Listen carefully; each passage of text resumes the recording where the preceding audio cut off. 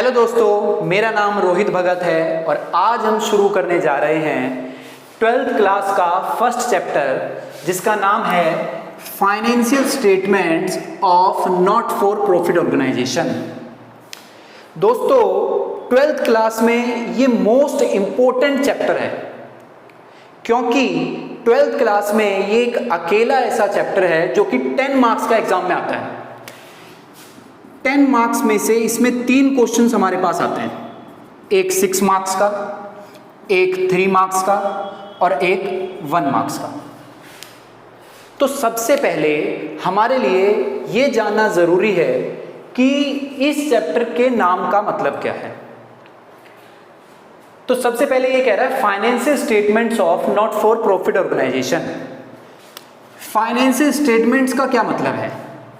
देखो, financial statements के बारे में आपको हो सकता है पहले से पता हो क्योंकि 11th क्लास में भी आप ये वर्ड पहले पढ़ चुके हैं। आपको याद होगा 11th क्लास में आपने एक चैप्टर पढ़ा था जिसका नाम था financial statements of sole proprietorship. वहाँ पे आप एक अकेले प्रोप्राइटर की फाइनेंशियल स्टेटमेंट्स को तैयार कर रहे थे, मतलब फाइनल अकाउंट्स बना रहे थे जिनका मेन मोटिव होता है profit and loss find out करना और कंपनी की फाइनेंशियल पोजीशन को शो करना। ऐसे यहाँ पे हम नॉट फॉर प्रॉफिट ऑर्गेनाइजेशन, एक ऐसी ऑर्गेनाइजेशन जिसका मोटिव प्रॉफिट कमाना नहीं है, तो एक ऐसी ऑर्गेनाइजेशन की फाइनेंशियल स्टेटमेंट्स को तैयार करेंगे जिसमें यहाँ पर भी हमारे पास कुछ अकाउंट्स होंगे जिसके बारे में हम आगे डिस्कस करेंगे। तो आपको समझ में आ गया होगा फाइनेंशियल स्टेटमेंट्स का क्या मतलब है। फाइनेंशियल स्टेटमेंट्स का मतलब है profit and loss find out करना और फाइनेंशियल पोजीशन को शो करना। तो ऐसे अकाउंट्स को, ऐसे स्टेटमेंट्स को फाइनेंशियल स्टेटमेंट्स कहा जाता है। अब इसके बाद हम आगे आ जाते हैं नॉट फॉर प्रॉफिट ऑर्गेनाइजेशन। तो नॉट फॉर प्रॉफिट ऑर्गेनाइजेशन का क्या मतलब है?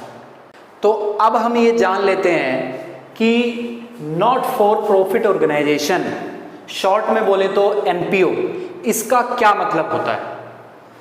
तो क्या कह रहा है, ध्यान से देखेंगे। It is an organisation which is set up for the social welfare services. जैसा कि मैंने आपको पहले भी बताया कि ये एक ऐसी ऑर्गेनाइजेशन होती है जिसको सेटअप किया जाता है, जिसको बनाया जाता है, क्यों? ताकि वो सोशल वेलफेयर सर्विसेज दे सके। इनका मेन मोटिव लोगों को सोशल सर्विसेज प्रोवाइड करना होता है। जैसे कि कुछ ऑर्गेनाइजेशंस, कुछ संस्था कल्चरल हो सकती है। कल्चरल मतलब कि सांस्कृतिक, जो कि हमारी संस्कृति से जुड़े कार्य करती है। कुछ एजुकेशनल हो सकती हैं, एजुकेशनल जैसे कि स्कूल्स और कॉलेजेस जो कि स्टूडेंट्स को पढ़ाने का कार्य करती है। कुछ रिलीजियस जैसे कि मंदिर हो सकता है, मस्जिद हो सकता है, चर्च हो सकता है। कुछ और भी बहुत सारी ऐसी संस्था हैं जो कि प्रॉफिट नहीं कमाती है। क्या बोल रहा आगे? It is also known as non profit organisations. इनको नॉन प्रॉफिट ऑर्गेनाइजेशंस भी कहा जाता है। मैंने बताया इनका मेन मोटिव सोशल वेलफेयर करना है, ना कि प्रॉफिट कमाना। तो इसलिए यहां पे कह रहा है its aim is not to earn profit. इनका एम प्रॉफिट कमाना नहीं होता है। अच्छा देखो, इस लाइन का मतलब क्या है? इस लाइन का मतलब ध्यान से समझना। कह रहा है its aim is not to earn profit. उनका एम, उनका उद्देश्य प्रॉफिट कमाना नहीं होता, बट इसका मतलब ये नहीं है कि वो प्रॉफिट नहीं कमाती हैं। ऐसी ऑर्गेनाइजेशंस प्रॉफिट कमाती हैं, हालांकि हम वहाँ पे यहाँ पे हम उसको दूसरे नाम से बोल देते हैं, जिसको हम प्रॉफिट की जगह हम उसको यहाँ पे सरप्लस कह देते हैं। तो प्रॉफिट कमाती है, सरप्लस कमाती है। तो अब आप ये सोचेंगे कि ये जो सरप्लस है, ये जो प्रॉफिट है, मतलब कि जो इनकम है, ये कहाँ से आ रही है इनके पास? ये जो सर्विसेज प्रोवाइड कर रहे हैं ये किस तरीके से कर रहे हैं? उन सर्विसेज को प्रोवाइड करने के लिए इनकी इनकम का सोर्स क्या है, फंड्स का सोर्स क्या है? तो यही क्वेश्चन हमारे पास है कि how NPO, how non profit organisations gets funds, कि वो पैसा कहाँ से मिलता उनको पैसा कहाँ से प्राप्त करती हैं? तो क्या कह रहा है, इट गेट्स फंड्स, या मैं कह सकता हूं income through membership fees. Membership fees इसका मतलब क्या है? देखो, अब एनपीओ नॉन प्रॉफिट ऑर्गेनाइजेशंस जो चलाई जाती हैं तो इसके कुछ ना कुछ मेंबर्स होते हैं जो कि इसमें कार्य करते हैं, लोगों को सर्विसेज प्रोवाइड करते हैं। अब जो मेंबर्स ऐसी ऑर्गेनाइजेशन में होते हैं तो उन मेंबर्स को एंटर करने के लिए ऑर्गेनाइजेशन में कुछ ना कुछ फीस देनी होती है, जिसको बोला जाता है मेंबरशिप फीस। अगर कोई मेंबर ऐसी ऑर्गेनाइजेशन में, ऐसी संस्था में एंटर कर रहा है तो उसको एक फीस देनी होगी, इसको क्या बोलेंगे? Membership fees. अच्छा, तो ये तो हो गई इनकी इनकम का सोर्स हो गया। दूसरा क्या है? डोनेशंस। ठीक है, अलग अलग लोगों के द्वारा ऑर्गेनाइजेशंस में डोनेशन दिए जाते हैं। फिर कह रहा है सब्सक्रिप्शंस, और भी कई सारे हैं। सब्सक्रिप्शंस का मतलब क्या है? डोनेशन का मतलब क्या होता है? डोनेशंस का मतलब होता है दान। ठीक है, जो भी दान कर रहा है, कई लोग जो है वो डोनेशन देते हैं। इसके बाद हमारे पास क्या है? सब्सक्रिप्शंस। तो सब्सक्रिप्शंस का मतलब क्या है? देखो, सब्सक्रिप्शन को हम हिंदी में बोल देते हैं चंदा। ठीक है, इसका मतलब क्या होता है?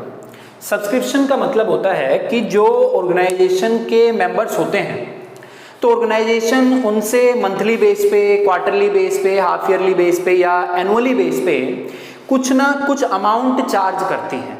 ठीक है, तो उस अमाउंट को, जो कि किससे लिया जाता है? मेंबर्स से लिया जाता है। ऑर्गेनाइजेशंस जो है वो मेंबर से कुछ ना कुछ अमाउंट लेती हैं, उस अमाउंट को क्या बोल दिया जाता है? सब्सक्रिप्शंस। ठीक है, तो ये रेगुलर बेसिस पे लिया जाता है। जब तक वो मेंबर उस ऑर्गेनाइजेशन से जुड़ा है तब तक उसको वो सब्सक्रिप्शन देना होता है। तो ऐसे अमाउंट को क्या बोला जाता है? सब्सक्रिप्शंस। तो ये भी एक मेन सोर्स है एनपीओ नॉन प्रॉफिट ऑर्गेनाइजेशंस का, इनकम का मेन सोर्स है। इसके अलावा भी कई इनकम के सोर्स हैं, उनके बारे में हम आगे चर्चा करेंगे। अच्छा, तो नेक्स्ट क्वेश्चन अब इस ऑर्गेनाइजेशन से जुड़ा हुआ हमारे पास ये आता है कि हु ओन्स एनपीओ? एनपीओ का मालिक कौन होता है?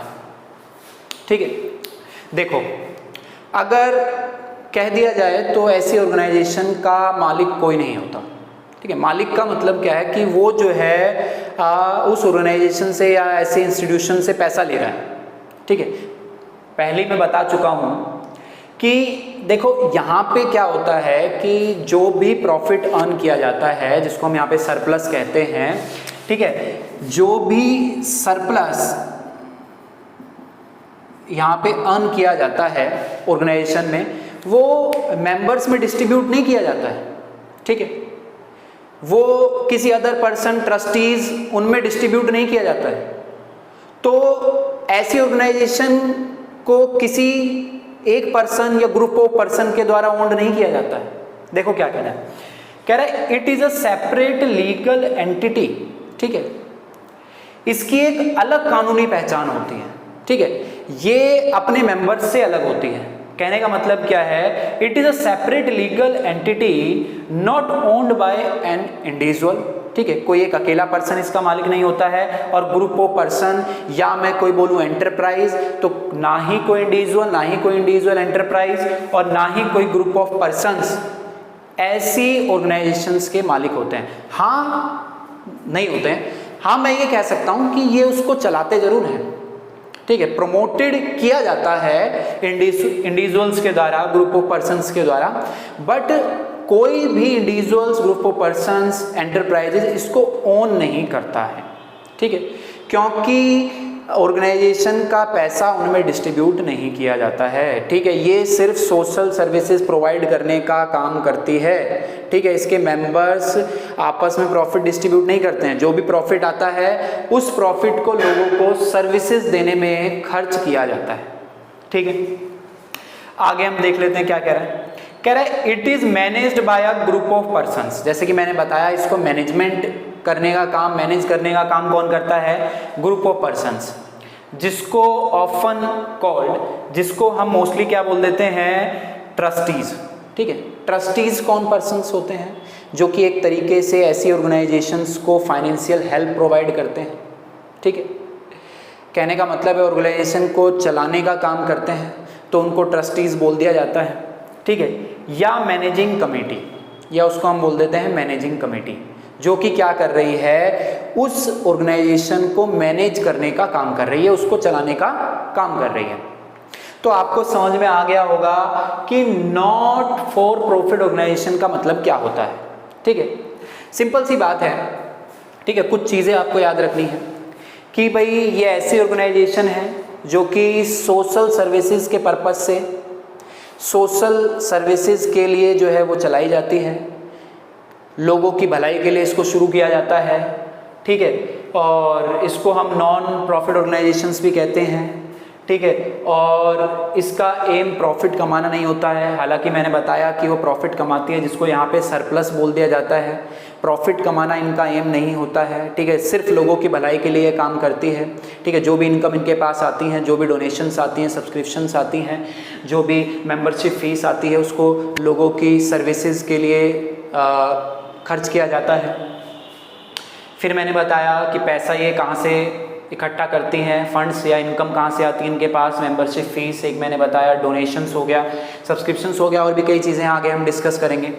इसके बाद एनपीओ का मालिक कौन होता है, जैसे कि मैंने बताया, अगर आपके पास एक नंबर में क्वेश्चन आ जाए एग्जाम में, who owns NPO, the no one owns NPO, कोई भी एनपीओ को ओन्स नहीं करता है। हाँ, प्रमोटेड जरूर करता है, उसको चलाता ज़रूर है, संचालक ज़रूर होते हैं उसके, बट कोई भी एनपीओ का ओनर नहीं होता है, ठीक है। ये सिर्फ लोगों की भलाई के लिए काम करती है, जैसे कि यहाँ पे बोला गया है, सेपरेट लीगल एंटिटी है, इसकी एक अलग कानूनी पहचान है, ठीक है। इसके बाद अपने मेंबर्स में प्रॉफिट को डिस्ट्रीब्यूट नहीं करती है, और इसको चलाने का काम ट्रस्टीज और मैनेजिंग कमेटीज करती है। तो ये इस चैप्टर की बेसिक चीज़ें थी। इसके बाद आने वाली वीडियो में हम और ज़्यादा जो है इसके बारे में डिटेल में जानेंगे आने वाली वीडियो में। तो अगर आपको इसमें से कुछ भी चीज़ें समझ में ना आई हों, हालांकि मैंने डिटेल में आपको बता दिया है, तो कुछ भी अगर चीज़ें आपको समझ में ना आई हों तो आप जो है कमेंट कर सकते हैं, मैं तुरंत आपको उसके आंसर्स दे दूँगा, ठीक है। तो ये हमारी फर्स्ट वीडियो थी इस चैप्टर की। आगे दोबारा से हम इस चैप्टर की अलग वीडियो बनाएंगे जिसमें हम इस चैप्टर के बारे में और भी डिटेल में जानेंगे। Thank you.